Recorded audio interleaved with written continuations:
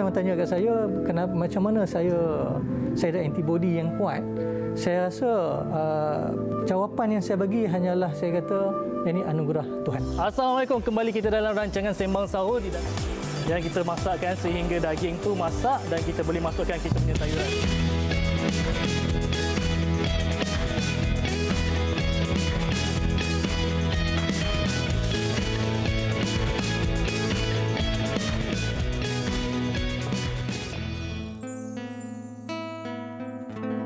ودي قلبي بصراحة هيا أنا ما يدلك روها شاكري كل نعمة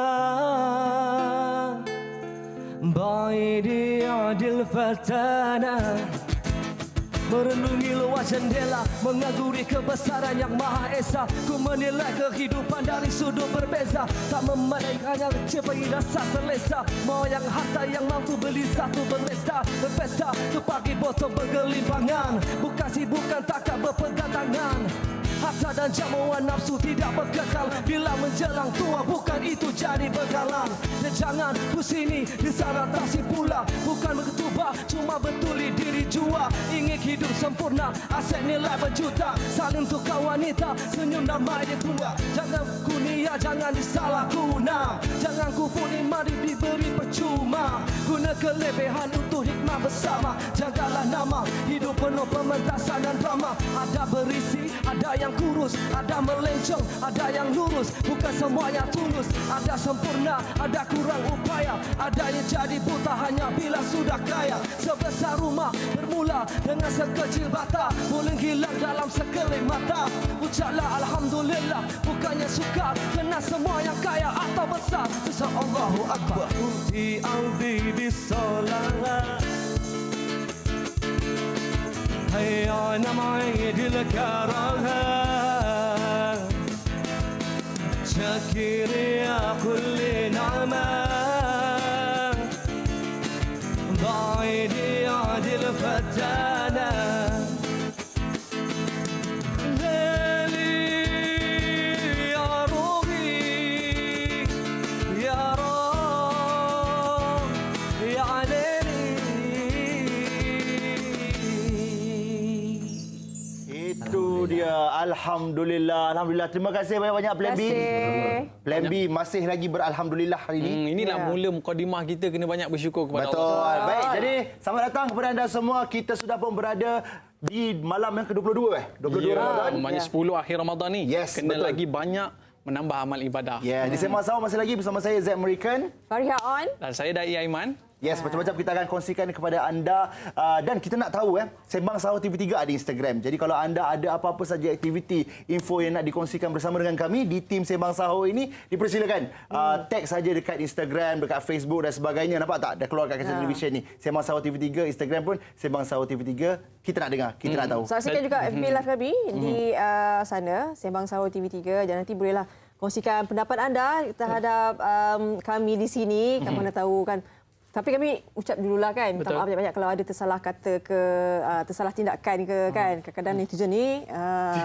Yang paling penting sekali, bila kita dapat satu ilmu tu, kita share kat ruang komen. Itu yang paling best. Kawan-kawan kita mungkin terlepas daripada menyaksikan Sembang Sahur ni, dia boleh dapatkan ilmu di bawah tu. Betul. Jadi seperti anda semua sedia maklum, kita Sembang Sahur ni ada dai sebab apa? Takkan kita nak biar dia duduk situ seorang saja kan? Kena kita punya tajuk hari ini, tabah hadapi ujian. Okey, musim-musim sekarang ni COVID-19. Penularan COVID-19 ni menguji ramai orang. Termasuk saya secara peribadinya menguji saya dari segi kita ekonomi. Betul. Ekonomi kita sedia maklum yang kerja-kerja freelance ni semua ada job yang dulu banyak sekarang berkurangan sedikit dan sebagainya. Jadi ni sebenarnya kita nak tanyalah Dai Aiman kan. Sebenarnya dalam kehidupan ni kalau kita terkena ujian daripada Allah, kita kena benda tu macam benda yang tak sedap. Sebenarnya apa yang kita kena buat pertama sekali? Okey, pertama sekali kita kena tahu bahawa kita ni pinjaman Allah. Sebab tu Nabi ajar kita innalillahi wa inna ilaihi rajiun. Daripada Allah kita datang dan kepada Allah kita kembali. Dan yang paling penting sekali Zack, yang memotivasikan diri kita, biasalah anak-anak kita kan puasa. Bila anak kita puasa, puasa sehari ayah bagi RM5. Dah sebulan tu RM150 dah. Jadi maknanya anak-anak kita bersabar ujian tersebut, puasa sampai terguling-guling, meniap-niarap ya, sampai sakit perut, gastrik dan sebagainya. Jadi sebab apa? Di hujung nanti akan dapat duit raya. Baik. Jadi itu perumpamaan bila mana kita diuji ni, sebenarnya di hujung nanti kita akan dapat satu hadiah daripada Allah Subhanahu Wa Taala. Kalau cakap pasal tabah, cakap pasal ujian, benda yang paling utama adalah macam tonggak dia lah. Sabar. Orang kata sabar ni, kita sabar, senang cakap, senang benar cakap sabar. Tapi itu adalah perkara yang paling susah untuk dilakukan. Kita nak tahu juga, Aiman, mungkin boleh terangkan, untuk kita mendidik diri kita untuk menjadi penyabar. Sebab sabar ni makan masa. Macam sekarang ni kita berada dalam PKP kan, lepas tu fasa PKP. Bagaimana untuk mendidik diri itu menjadi seorang yang sabar? Baik, sebenarnya Fareha dah sebut dah. Itu satu-satu kata ulama. Ulama kata apa? Yang momen. Hari ni jadi Takut saya salah. dengan Faria on sekarang ni. Okey. Bebas sikitlah. Satu key point tadi, sabar itu masa. Masa. Sabar itu masa. Kita belajar. Kan? Berapa lama duduk di universiti? Sabar ke tidak? Lama. Kalau tak sabar, maknanya kita tak dapat duduk di tempat kita sekarang ni. Jadi disebabkan kita sabar itu, kita mencapai kita punya matlamat, kita punya cita-cita dan sebagainya. Kalau tak sabar agak-agaknya, sekarang ni dapat ke tidak seorang anak? Betul. Sebab sabar tu. Berapa lama sabar tu? Kesabaran orang tu, ujian tu orang berbeza-beza. Betul. Okey, masih lagi tabah hadapi ujian. Ada orang yang Aiman kan, dia sabar tu tak ada satu hal. Lepas tu kerja dia nak merungut saja, nak mencari salah orang lain dan sebagainya. Sebenarnya macam mana kita sebagai manusia yang diberi akal fikiran, dan kita terutama sekali yang beragama Islam, sebenarnya macam mana mungkin Da'i Aiman ada sedikit tips untuk kita tempuh benda ni? Bila mana kita bersabar ni, satu benda kita kena tahu bahawa ini tanda Allah tengah bermesej dengan kita. Maknanya bayanglah kalau macam kawan-kawan lama kita kan, lama tak mesej, agak-agak diingat kita ke tak? Tak ingat. Jadi tanda bagaimana Allah bermesej dengan kita adalah dengan cara Allah hantar hujan. Betul. Mana ada kita tengok orang duduk terlantar dekat atas hospital, tiba-tiba duduk karaoke pula atas katil. Biasa mesti dia kata, aduh, Allah sakitnya Kak Leha ni, kaki tak boleh berak. Dia akan sebut apa dia? Allah. Dia akan sebut Allah. Tak ada dia sebut, alamak, Instagram. Nanti dia Alamak Instagram Ya. Itu norma baru tu. Itu macam-macam jenis orang lah. Okey, apa pula pendapat anda? Tabah hadapi ujian. Mungkin boleh kongsikan pengalaman sebelum isu yang kita sedang hadapi ini dan sekarang. Macam mana? Apa pendapat anda? Kita kongsikan sama-sama, kita share sama-sama di Sembang Sahur ni. Dan malam ini kita berasa beruntung, kita akan berkongsi lebih banyak lagi sebenarnya yang akan menjadikan ianya pengalaman beliau ini sebagai iktibar kita. Ya. Diuji di saat semua orang takut sangat dengan apa yang berlaku sekarang ni. Yelah, Tetapi kita pun dia tak pernah dipilih, rasa kan. Jadi nanti kita akan bersama dengan siapa, Da'i? Selepas ini kita akan bersama dengan Ashraf Muslim. Yes, Ashraf Muslim.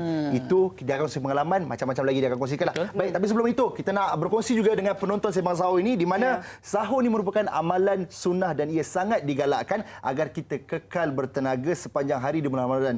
Tapi kadang-kadang kita rasa malas nak sediakan juadah sahur lah sebab leceh dan sebagainya kan. Tapi sebenarnya banyak menu-menu mudah yang boleh kita sediakan. Nak tahu menu mudah untuk bersahur? Ni adik comel kita Adam dari Bulletin Milo nak berkongsi resipi mudah untuk sahur. Jom kita saksikan.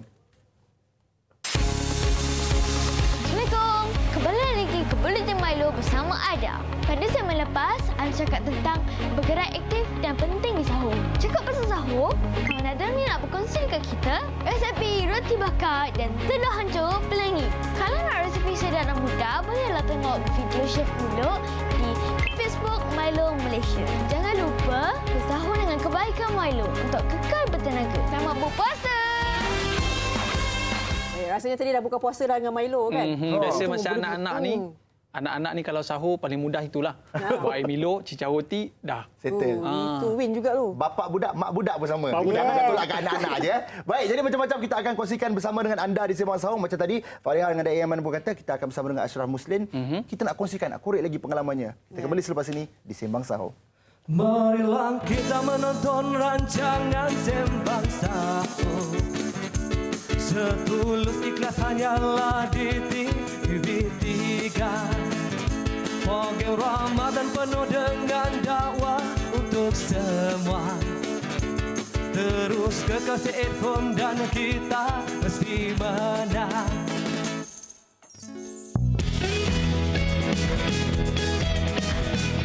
Marilah kita menonton rancangan Sembang Sahur. Setulus ikhlas hanyalah di TV3. Program Ramadan penuh dengan dakwah untuk semua. Terus kekal stay at home dan kita mesti menang. Baik, kembali semula dalam Sembang Sahur. Mana siapa tu yang makan tepung pelita, Aika Tira duduk depan mai tengok kami. Kami sedang bincangkan satu topik. Aika Tira. Teringat berbuka puasa tadi. Itu dia. Tambah pula lepas daripada tadarus, tarawih, sebagainya, kita sambung pula kelas pengajian ilmu sekarang ni. Betul. Baik, jadi kita ada bagi tahu kepada anda tadi sebelum kita berehat, kita akan bersama dengan seorang tetamu yang sangat istimewa. Kita tak nak buang masa lagi. Assalamualaikum, masyarakat Muslim. Assalamualaikum. Waalaikumsalam warahmatullahi wabarakatuh. Terima kasih bersama kami, Ashraf. Sama-sama. Terima kasih dah jemput. Ya, senyum seindah suria yang membawa cahaya. Itu yang Ashraf bagi kita sekarang ni. Senyuman dia memancar studio kita sekarang ni. Ashraf, sebelum tu kita nak tanya, dah tambah keadaan dah tambah baik ke? Alhamdulillah makin baik. Alhamdulillah. Makin baik. Dah sihat dah bebas dari COVID dah. Jadi sekarang ni dah kembali bersama dengan keluarga lah, ada anak-anak.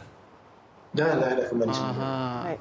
Saya pasti ketika mula kan kita mengetahui bahawa Ashraf antara selebriti ataupun pelakon yang didapati positif. Memanglah semua terkejut dan sebagainya. Tapi kita nak tahu juga ketika itu Ashraf, kalian ialah melakukan pekerjaan di sana, balik pun mesti ada juga kerisauan kebimbangan. Bila dapat tahu dah buat swapping dan dapat keputusan tu, apa pertama kalinya? Macam tadi soalan, bila dapat musibah, apa pertama kali dilakukan? Tapi macam Ashraf, bila dapat tahu tu, Perasaan pertama tu. Mula-mula tu. Perasaan bila saya dapat tahu dia macam sebelum dapat tahu tu pun dah rasa macam dah macam-macam perasaan dah. Sebab once saya sampai di Kuala Lumpur di KLIA, salah seorang daripada kru kami, kalau nak tahu sekarang kami ada syuting di sana dah sebulan kat sana. So bila pulang disebabkan lockdown dan di airport salah seorang kawan kami di KLIA dia bertahan dengan KKM untuk bawa ke hospital lah. Jadi lepas 4 hari dia dapati COVID. Waktu tu saya dah macam saya one of the close contact dengan dia. Walaupun waktu tu saya rasa dalam pemikiran saya ni, saya cakap memang aku kena COVID. Tapi dalam hati masih menilaikan mungkin tak kena. InsyaAllah. Sebab saya tu risau nanti fikir macam mana dengan isteri saya, anak-anak saya, kerja saya tu semua kan. Sebab waktu tu belum lagi apa aku cakap, dia punya PKP tu tak seketat selepas itu. Ashraf tak ada demam kan? Tak ada, saya tak ada demam. Tak ada demam. Daripada 31 last contact dengan dia, 31 hari bulan sampai 16 hari bulan saya sampai di hospital. Tidak ada apa-apa sampai 16 bulan tu baru ada simptom. So, bercakap tentang perasaan tu, memanglah bercampur aduk lah kan. Kadang-kadang bila 12 bulan saya didapati positif COVID, memang dalam pemikiran memang dah saya memang ada COVID. Lepas tu macam mana saya nak beritahu ahli keluarga saya kan, nak beritahu anak-anak kan. Sebab kita balik kena kuarantin terus. Sebelum tu dah sebulan dah dekat sana, tak jumpa anak, tak jumpa balik. Balik rumah, kuarantin lagi kan. Lepas kuarantin saya kuarantin, dapat pula positif, masuk hospital lagi, so kita memang tak jumpa. So benda tu, bila perasaan tu lah, bila memanglah kita sakit, ada penyakit, ada COVID tu, tapi dia punya perasaan kita, semangat kita masa tu, cara kita berfikir kan, nak bila ada keluar video yang sebab cerita pasal mati pasal COVID ni kan, kita pun jadi takut. Lepas tu itulah bila dapat COVID ni, dalam otak saya sebulan, 2 bulan, 3 bulan takkan jumpa dengan keluarga ataupun takut takkan jumpa langsung. Itu yang saya amat menakutkan. Allah. Jadi kita apa pun, alhamdulillah lah guys, sekarang sihat Alhamdulillah. Okey, bila kita cakap pasal hospital kan, kita pun tadi sempat lihat macam sekarang ni pun video Ashraf dekat hospital kan? Tengah betulkan lansir tu. Betulkan langsir sebagainya, dengan gambar dengan kawan-kawan dekat dalam hospital sebagainya. Kita nak, kalau boleh lah secara ringkas, Ashraf kongsikan pengalaman di hospital tu, macam mana bangun tidur dan sebagainya. Sebagai ialah COVID-19 dunia, isu dunia. Tapi Ashraf berpengalaman jadi salah seorang pesakit COVID tu, bekas pesakit COVID tu. Jadi mungkin boleh kongsikan sedikit. Sebagai seorang pesakit COVID dan bukan pesakit COVID, dua-dua tu amat berbeza dia punya pengalaman. Yang luar PKP, yang dalam pun PKP untuk dia sendiri juga sebenarnya. Jadi apa aktiviti dalam ni ialah dia macam kena semangat di situ dia buat ni. Di mana bangun tidur, kemas katil, jaga kebersihan, dan lepas tu kita tingkatkan kita punya amalan kita, solat kita, betulkan balik. Lepas tu pada duduk seorang-seorang tu berfikir, ingin beri Allah tu kita fikir kenapa dengan Allah pilih kita jadi dapat pesakit penyakit, dapat virus COVID ni, yang sedangkan kita ni sihat walafiat. Saya ada sebab dia. So jadi saya macam bila berjumpa pula dalam waktu dengan jemaah-jemaah tabligh yang ramai, yang waktu tu majoriti ramai, lepas tu mereka angkatkan lagi Islam dalam dakwah Islam di dalam buat solat di waktu berjemaah, dan juga baca tahlil, baca kitab hadis, mutakhab hadis, cerita pasal sejarah Nabi, hadis-hadis lagi. Jadi benda itu menarik minat saya. Sebenarnya daripada kita asyik fikir bukan-bukan, asyik fikir takut, fikir mati apa semua. Dan bila ada kegiatan aktiviti-aktiviti macam itu, menjadikan saya lebih tenang, lebih rasa dekat dengan Tuhan. So bila rasa macam tu, automatically badan kita pun jadi makin sihat. Tidak, kalau kita fikir negatif, kita akan lagi makin negatif, badan kita akan merosot. Sebab virus ni dalam badan kita. Yang melawan sekarang ni, dia tak ada ubat sekarang ni. Yang adanya ialah antibody badan kita yang melawan virus. Dan antibody badan kita ni bergantung terhadap badan kita. Macam mana pemakanan kita, hormon kita, kita punya time tidur macam mana. So benda semua kena betul kan. Kita punya hati kita macam mana, stres ke tak. So benda itu membantu, insya-Allah dapat lawan virus dengan baik. Saya tertarik tadi dengan jawapan Ashraf. Kata bila kita terkena musibah, kita pastinya akan terlintas, kenapa aku ya Allah? Kenapa aku yang dipilih? Baik, itu kita akan tanya dengan dai nanti. Berkenaan dengan apa yang terlintas pastinya kan.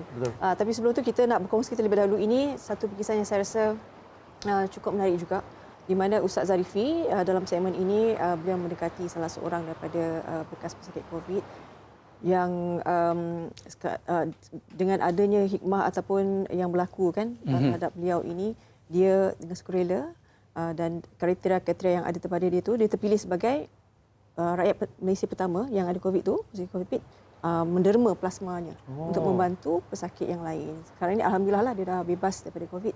Cumanya kita nak tahu lebih lanjut berkenaan dengan pengisian ini, kita sama-sama saksikan.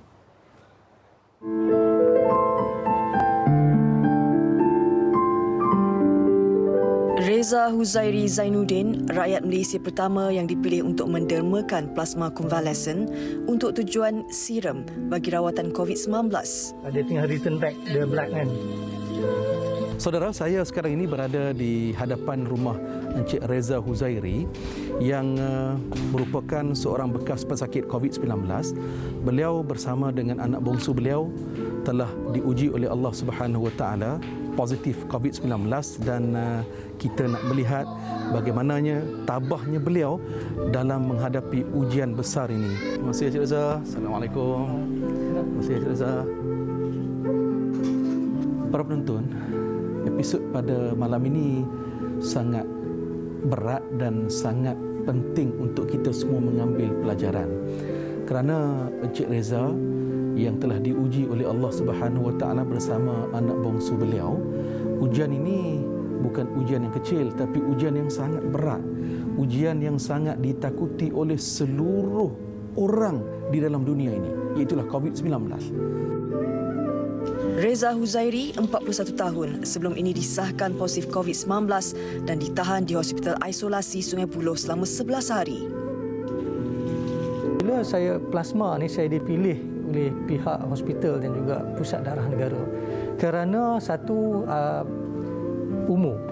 Saya punya umur saya 40-an, dan juga pada masa yang sama saya tak mempunyai sebarang penyakit kronik. Jadi alhamdulillahnya itu. Ramai orang tanya kat saya, kenapa, macam mana saya ada antibody yang kuat. Saya rasa jawapan yang saya bagi hanyalah saya kata ini anugerah Tuhan. Kan? Pasal saya tak mengamalkan orang kata yang selalu ambil vitamin, saya tak. Jadi jiran yang dekat pun banyak membantu daripada segi bertanya khabar. Yang itu pun cukup bagi kita dah Ustaz, bertanya khabar. Pasal sebagai jiran kita rasa tenang, kita rasa tenang pasal jiran tahu dan mengambil berat. Tanya khabar, dan ada jiran yang mengata masa waktu itu kalau kita tak boleh keluar ke luar untuk beli barang, cakap dia akan tolong belikan barang. Sepanjang 11 hari Cik Reza berada di ward Hospital Sungai Buloh. Saya kira ini satu episod ujian yang sangat berat kepada Cik Reza dan keluarga, khususnya anak bongsu.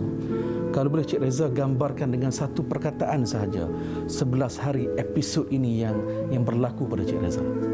Kita tahu COVID ni adalah satu pandemik, iaitu wabak. Dan wabak ni bila kita terbayang di fikiran, wabak ni adalah satu yang kematian.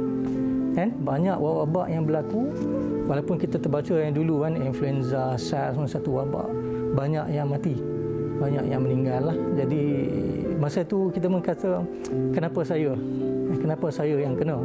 Pasal wabak tu jauh di China. Dan kita tak pernah terlintas di fikiran dia akan sentuh di hadapan muka pintu kita.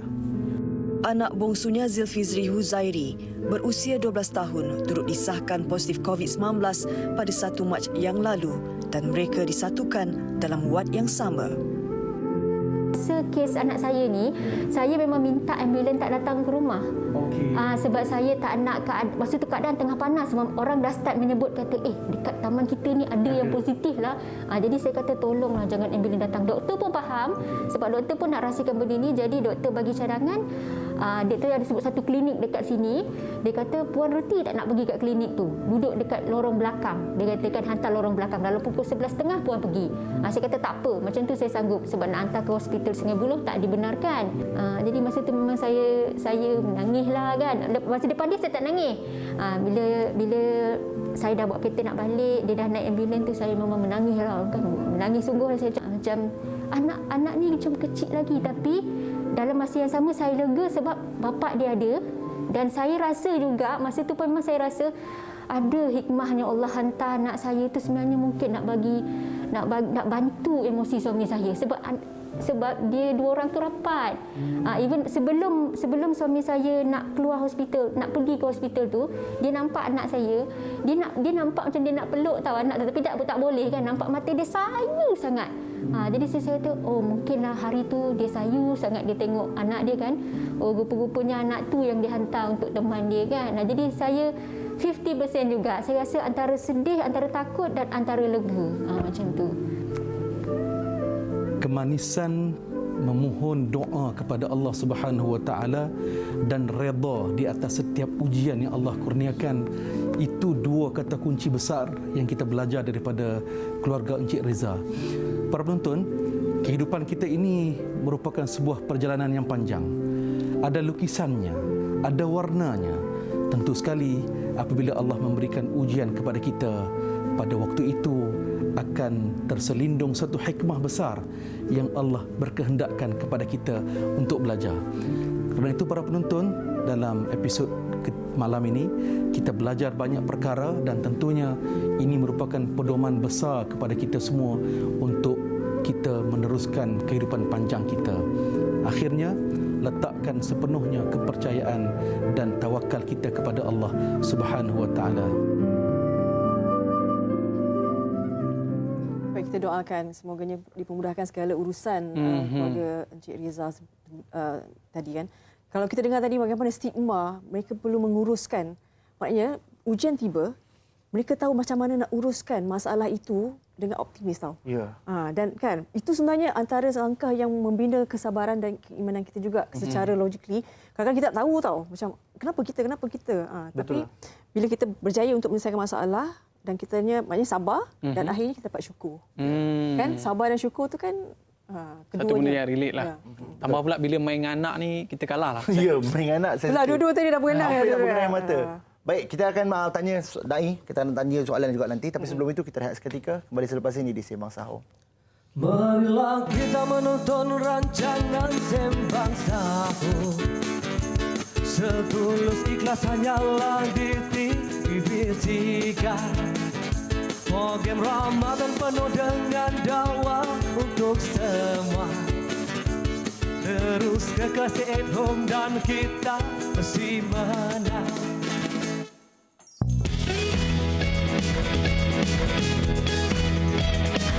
Marilah kita menonton rancangan Sembang Sahur. Setulus ikhlas hanyalah di TV3. Program Ramadan penuh dengan dakwah untuk semua. Terus kekal stay at home dan kita mesti menang. Alhamdulillah, kembali dalam Sembang Sahur yang mana selepas ini kita akan bersama lagi dengan Ashraf Muslim. Kita nak tanya bagaimana pengalaman dia selepas daripada dia di discharge. Tapi sebelum itu kita masih lagi bersama dengan Ashraf Muslim dengan topik kita tabah menghadapi ujian. Ashraf, Ya, saya. masih setia bersama kami. Masih senyum. Saya suka Masih betul tengok senyum. Ikhlas memang itu sedekah yang sangat-sangatlah kita rasa macam menggembirakan hati orang pun pahala kok. Ya, betul. Baik, jadi kita nak tanya lagi lah kepada Ashraf kan. Apa lagi antara, yelah kita masih dalam topik tabah hadapi ujian. Macam mana, apa sebenarnya, okey boleh kongsikan sedikit, apa sebenarnya yang membuatkan Ashraf kuat di dalam ujian itu? Okey, macam inilah. Dugaan yang Allah berikan, kita sentiasa ada lepas satu. Dan bila kita diduga oleh Allah SWT, bila kita dapat selesaikan masalah itu, supaya kita dekat dengan dia, bagi kita dekat dengan dia. Macam saya melalui banyak fasa untuk Allah juga satu, itu benda yang besar, daripada perubahan saya, daripada macam-macam lah. Sampai satu tahap ini ialah dugaan yang saya kena penyakit COVID ni. Bila saya duga ada ni, saya rasa ya Allah kata macam mana saya nak solve benda ni. Maknanya nak selesaikan itu dalam hati saya, supaya kita dapat lagi dekat dengan dia, supaya kita dapat faham, ialah setiap dugaan ni ada nikmat yang diberikan. Orang lain tak dapat, kita dapat.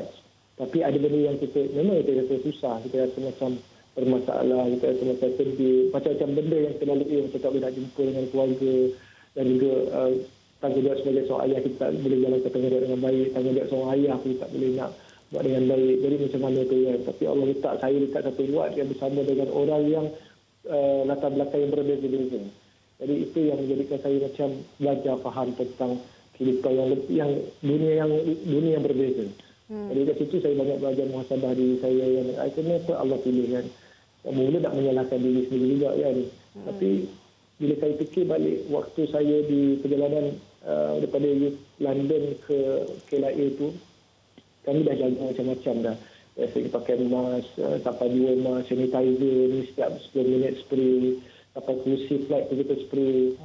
Jadi sampai satu baju badan pun kita spray kan. Nak tidur pun spray ni sebenarnya. Saya tak tahulah sampai ke tahap macam tu, dia punya paranoid dia. Tapi Allah tetap nak bagi juga. Jadi dari situ saya belajar macam mana kita elak, macam mana kita sesungguhnya. Kalau orang nak bagi. Bagilah rasa penyakit tu. So dari situ saya dah reda lah. Bila dah dapat positif COVID tu, okey reda. Tak lama lagi akan rasa simptom yang pelik-pelik kan, yang macam dihebohkan. So kita kena terima satu-satu dengan dalam keadaan yang tenang. Jangan gelabah, jangan macam nak menyalahkan orang lain. Dekat dengan Tuhan, dekat lagi dengan Tuhan. Itu dia. Jadi bila adanya rakan-rakan kat dalam buat ni yang memberikan inspirasi ke saya. Saya tengok walaupun pakcik-pakcik ni dah berumur kan, tapi dia punya solat dia malam berzikirnya, duduklah bersila atas katil kan, berzikir-zikir. Kadang-kadang saya dengar dia teresak-esak menangis. Saya rasa dia nangis tu sebab apa ya? Sampai saya bertanya tu kan, adakah sebab penyakit ni ataupun sebab dia dengan Tuhan, dia sedih dengan Tuhan, ataupun apa sebabnya kan. Dan sampai saya terasa macam jauhnya iman mereka berbeza dengan saya. Macam mana dia lalu dengan apa yang saya lalu kan. Sebenarnya pelajaran bagi saya kan. Jadi saya tengok apa amalan-amalan dia buat. Dia tak paksa pun suruh solat ke apa. Tapi kita ni kaya yang plaster ni kan. Ramai juga yang antara kami kaya yang plaster ni. Yang duduk kan. Dan bila dia dah berjemaah dekat tengah-tengah tu, takkanlah kita ni tak tengok je kan. Dalam masa sama kita pun ambil wuduk kan, semayang sama-sama kan. Tapi bila dah buat setiap hari benda yang sama, dalamnya benda tu jadi satu rutin bagi kami. Bagi saya kan. Benda tu jangan menyebabkan saya semacam Ashraf, itu menjadi kekuatan bagi Ashraf. Dan kita tahu juga, kita mengikuti Ashraf kan di Instagram, macam mana sepatutnya Ashraf diberi pilihan untuk kuarantin balik, bila dah negatif tu kan, balik bersama keluarga, anda mempunyai pilihan yang sangat kuat sebenarnya. Bersama dengan isteri dan anak-anak, dekatlah walaupun tak dapat bertemu secara terus tapi dekat kan. Tapi Ashraf memilih untuk stay bersama duduk situ lagi kuarantin. Apa sebenarnya yang kita kata kenapa?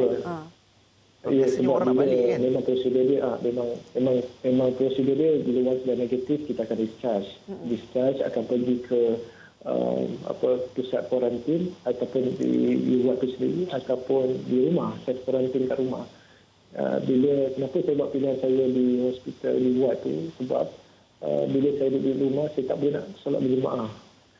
Dan saya sayang kan bila Ramadan orang duduk kejar-kejar buat amalan kan, dan kau boleh nak buat solat tarawih setiap hari, sembahyang jemaah sama-sama, baca Quran sama-sama, tadarus sama-sama, tapi bila kat rumah kita boleh buat dua orang apa semua, tapi dia punya lagi marahnya bila beramai-ramai kan.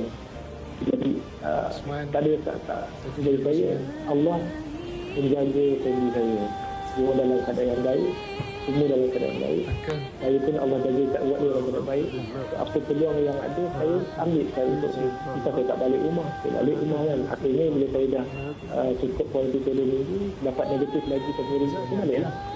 Isteri pun keluarga tu faham, dia pun menerima dengan kesedaran saya dan saya duduk ke dalam kat buat tu fokuslah apa yang mungkin ada benda yang tak betul, kita betulkan balik kan, kita punya direction kita betulkan balik, kita fikir balik kan. Bila masa lagi kita nak duduk betul-betul, kita nak fikir balik kita punya muhasabah balik. Betul ada dosa-dosa yang sebelum yang kita buat yang kita tak sedar kan. Thank you so much. Itu patut yang pertama saya belajar pula kita punya silaturahim antara, kalau tengok dari gambar ni ada yang bukan Islam, ada yang ini amat menyentuh hati kami juga. Betul. Video yang amat menyentuh hati kami juga. Dah macam satu keluarga.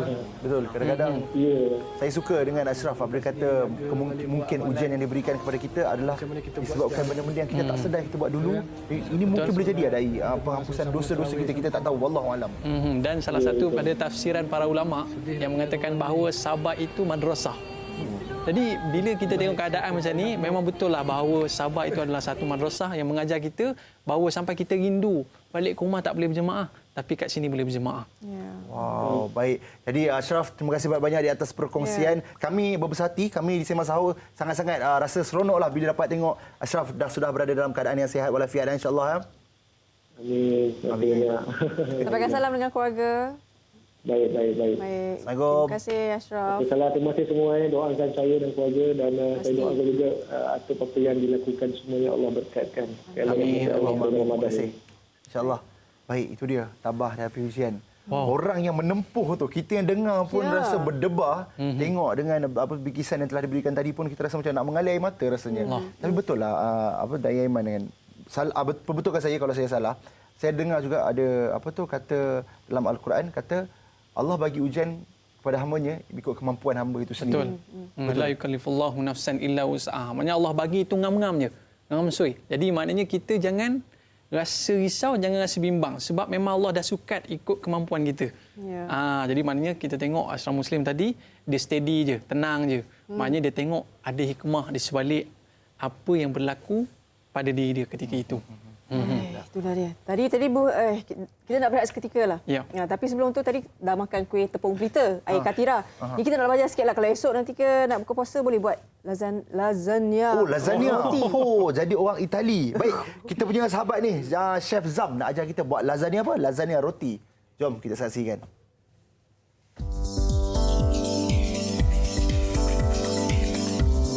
Assalamualaikum, kembali kita dalam rancangan Sembang Sahur. Di dalam segmen Jom Masak kali ini, saya Chef Zam nak berkongsi resepi lasagna menggunakan roti putih kita ni. Kalau kat sini saya menggunakan daging.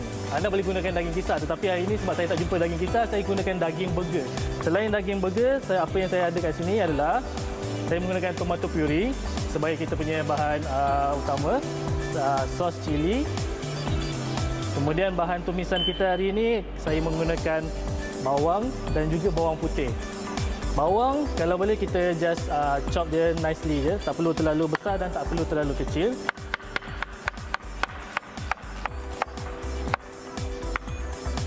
Okey, kat sini kita ada bawang besar. Kemudian kita menggunakan lebih kurang dalam 3 biji garlic. Kalau orang putih panggil garlic, kita panggil bawang putih. Bawang ni kita akan tumis dengan sedikit minyak.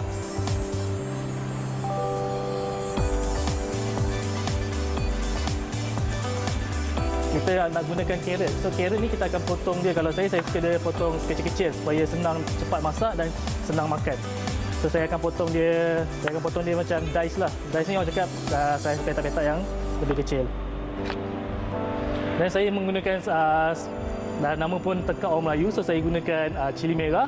Cili merah ni pun kita akan potong dia slice saja. Kemudian kita just chop dia halus saja. Okey, minyak pun sudah panas. So apa yang kita perlu, kita tumiskan dulu bahan bawang kita, bawang dan juga bawang putih.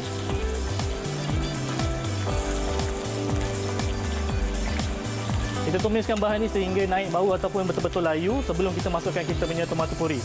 So, bila kita lihat kita punya bawang sudah cekap dah mula layu, kita masukkan kita punya, kalau kat sini saya masukkan tomato puri. Saya masuk lebih kurang dalam 2 sendok. Okay, tomato puri ni dia ada rasa masam dan juga rasa manis. So anda nak balancekan rasa tomato ni adalah dengan mungkin anda boleh letakkan sedikit, kalau kat sini saya gunakan sos cili lah. Saya masukkan sedikit sos cili. Baik, kita punya bahan tumisan pun dah cakap dah nak hampir masak. Saya letakkan sedikit oregano. Saya letakkan sedikit black pepper dan ini adalah bay leaf yang telah dikeringkan. Sekiranya anda tak ada bay leaf pun boleh, tapi kalau anda nak pakai bay leaf yang maksudnya yang fresh pun boleh, tak ada masalah. Dan kita akan masukkan kita punya daging burger yang telah pun kita hancur-hancurkan. Dan kita masakkan sehingga daging tu masak dan kita boleh masukkan kita punya sayuran. Kalau macam sayuran-sayuran ni saya suka lebih masuk di waktu hujung-hujung sebab kita tak nak dia overcook. So kita masukkan kita punya carrot. So kita kacaukan kita punya bahan inti ni. So filling ni dah hampir masak. So saya masukkan saya punya lada dan saya season sedikit dengan garam dan juga gula. Okey, inilah rupa inti yang telah pun siap dimasak.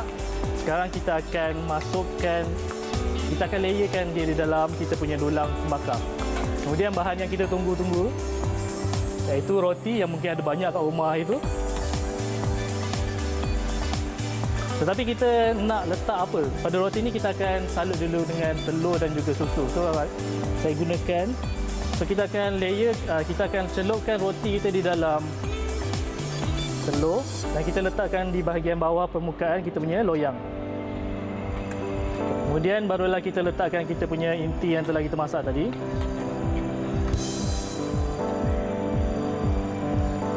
So bila kita dah letakkan kita punya filling, apa yang kita nak letak di bahagian atas ni adalah keju. So taburkan keju. Lepas dah letak keju, kita akan ulang balik step yang tadi, di mana kita akan celupkan roti di dalam telur. So lasagna kita dah pun siap. So kita akan bakar di dalam oven pada suhu 160 darjah Celsius selama 30 minit sehinggalah kita punya bahagian permukaan atas sedikit brown dan kita boleh keluarkan. Baiklah, lasagna kita pun sudah pun masak dan anda nak makan dia, kalau boleh the best is kita makan sewaktu dia panas. Kalau anda buat dia frozen, mungkin anda boleh panaskan dalam microwave. So saya ucapkan pada anda yang sedang menonton, selamat mencuba resipi yang saya kongsikan.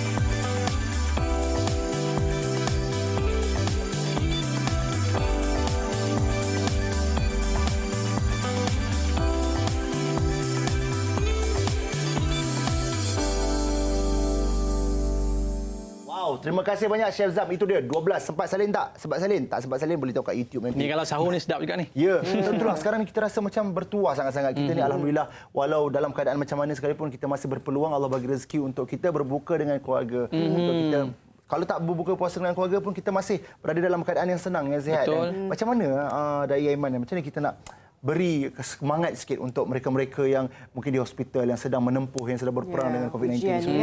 Yalah, kalau kita tengok seorang ayah duduk di hospital. Jadi anak ni mungkin boleh bagi satu ucapan sikit. Ucapan dia macam mana?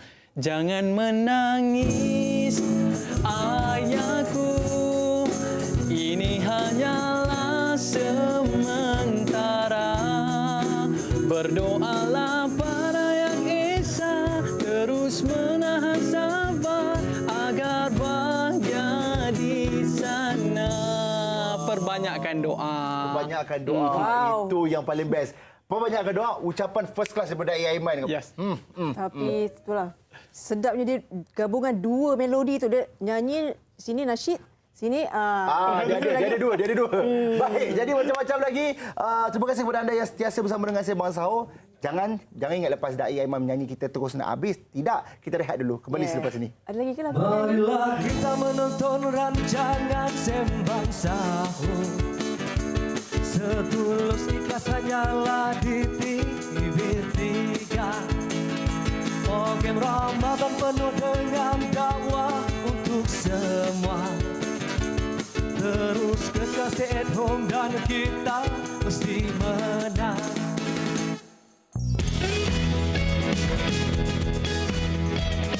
Marilah kita menonton rancangan Sembang Sahur. Setulus ikhlas hanyalah di TV3. Program Ramadan penuh dengan dakwah untuk semua. Terus kekasih at home dan kita mesti menang. Baik, kembali semula dalam Sembang Sahur. Dan kita masih lagi topiknya tabah menghadapi ujian. Sambil makan kuih tu kan? Makan kuih banyak kuih tak habis-habis ni. Pukul 9 ni. Baik, tabah menghadapi ujian ni. Bila kita menghadapi sesuatu musibah, ujian, kita rasa macam sebab masa tu selalunya hikmah tu lambat sikit, makan masa sikit baru kita nampak kan. Boleh tak? Sebab tadi kita dah cakap, kita cakap bahawa Tuhan itu, Allah SWT dah tahu dah bahawa kemampuan umatnya untuk menghadapi ujian. Tapi kalau misalnya diri kita sendiri rasa macam, aku dah tak boleh dah, ya Allah. Boleh tak kita macam berdoa tu macam, ya Allah, aku dah tak mampu lagi untuk menghadapinya walaupun kau tahu bahawa aku ni mampu menghadapinya. Adakah kita tergolong dengan orang yang tidak beriman pada qada dan qadar? Maknanya kita seolah-olah macam putus asa tu. Baik, pertama sekali kita kena tahu bahawa ujian dan kita bersabar ini adalah satu perkara yang menyebabkan kita dewasa. Satu istilah mengatakan bahawa kita ini dewasa dengan ujian. Macam-macam lah ujian kita lalu pergi universiti dan sebagainya. Jadi bila mana kita ni minta kepada Allah, ya Allah cukup-cukup lah tu. Cukup lah, aku tak larat dah. Sebenarnya kalau kita teringat balik kisah Nabi SAW ketika mana di Taif, ya, dibaling dengan najis, dibaling dengan batu. Nabi selepas daripada berlaku sebut dengan berdarah dan sebagainya, Nabi berdoa, ya Allah, apa lagi dan sebagainya. Panjang doanya. Dan seolah rintihan Nabi SAW kepada Allah, seolah macam cukup dah. Lalu Allah turunkan malaikat. Malaikat kata apa? Nak tak kalau aku cabut gunung-gunung di tepi-tepi ni dan aku baling kepada mereka, rata hilang Taif daripada sejarah. Tapi ini satu key point yang kita kena belajar daripada Nabi SAW. Nabi kata apa? Jangan. Mereka tak salah. Allahu Akbar. Jangan. Anak-anak keturunan mereka tak salah. Dan ya Allah, lahirkanlah daripada perut ibu-ibu itu anak yang soleh dan solehah. Jadi poin dia apa? Nabi melihat satu-satu ujian itu dengan kasih sayang. Subhanallah. Jadi itu yang sebenarnya dapat memberikan kepada kita inspirasi bahawa datang satu ujian, pandang ianya dengan kasih sayang. Ya Allah, agak-agak berapa lama dah kita tak berjemaah dengan keluarga. Agak-agak berapa lama kita tak sentuh Quran. Agak-agak berapa lama ya kita tak duduk atas tikar sejadah. Itu yang perlu kita persoalkan. Wow, Da'i Aiman, perkongsian yang sangat menarik ya. Saya rasa Zaid first time dengar ni sebenarnya. Jadi berbalik kepada macam kita awal-awal tadi, berbalik kepada kesabaran. Untuk kita dapatkan benda ni semua, untuk kita tabah dan sebagainya, benda yang paling kita kena didik, benda yang paling kita kena ajar diri kita adalah untuk menambahkan lagi kesabaran. Dan ini bukan satu benda yang mudah, bukan satu perkara yang senang. Ini semua fasa. Ini semua fasa, betul. Kita makin meningkat usia, kanak-kanak, remaja, dewasa, tua dan sebagainya. Ini semua fasa. Setiap fasa itu ujiannya berbeza-beza. Apa-apa pun kita kena sabar. Berbalik kepada sabar, didik jiwa lah. Itulah ujian ni tak? Satu sebutan yang cukup mudah tapi perlakuan yang cukup berat. Betul. Macam kita belajar tentang solat dan sebagainya, dia agak susah. Tapi pelaksanaan tak susah mana pun. Tapi berkaitan dengan sabar dan sebagainya, belajar senang tapi tindakannya cukup susah. Jadi bila mana sabar ni kita sebutkan bahawa ini satu perkara yang mendewasakan diri kita. Baik. Kita harapkan apa yang kita kongsikan hari ini dalam Sembang Sahur, tabah menghadapi ujian, sedikit sebanyak tu memberi jugalah ilmu dan juga perkongsian yang sangat-sangat bermakna buat kalian semua. Kadang-kadang kita belajar melalui pengalaman orang. Betul. Macam Ashraf tadi kan, kita boleh dengar, ya Allah, besarnya sebenarnya nikmat yang kau nak beri kepada, walaupun kita tak melalui, tapi kita mendengar itu sendiri pun dah boleh menjadi satu pengajaran bagi kita. Orang di depan kita ni pun tengah minum kopi.